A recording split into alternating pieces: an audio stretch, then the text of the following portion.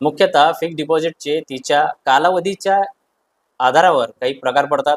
यामध्ये short term fixed deposit आणि long term fixed deposit अशा प्रकारचे दोन महत्त्वाचे प्रकार आहेत. यातला शॉर्ट टर्म फिक्स्ड डिपॉझिट म्हणजे जे आपण कमी कालावधीसाठी फिक्स्ड डिपॉझिट बँकेकडे ठेवतो त्याला आपण शॉर्ट टर्म फिक्स्ड डिपॉझिट म्हणतो.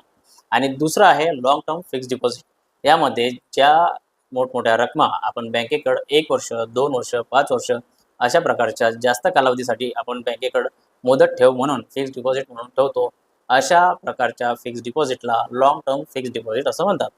हे 2 कालावधीनुसार फिक्स्ड डिपॉझिटचे महत्त्वाचे प्रकार आहेत.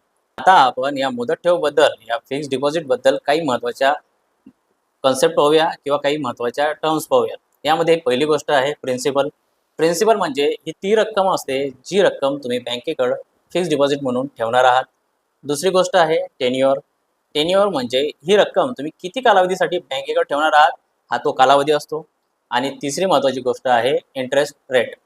इंटरेस्ट रेट म्हणजे या तुमच्या ठेवीवर, या डिपॉझिटवर बँक तुम्हाला कोणत्या व्याजदराने व्याज देणार आहे, त्यालाच हा इंटरेस्ट रेट असे म्हणतात. ह्या 3 महत्त्वाच्या गोष्टी आहेत, ज्या आपल्याला फिक्स्ड डिपॉझिटबद्दल समजून घ्यायच्या आहेत आणि या गोष्टी तुम्हाला लक्षात सुद्धा ठेवायच्या आहेत.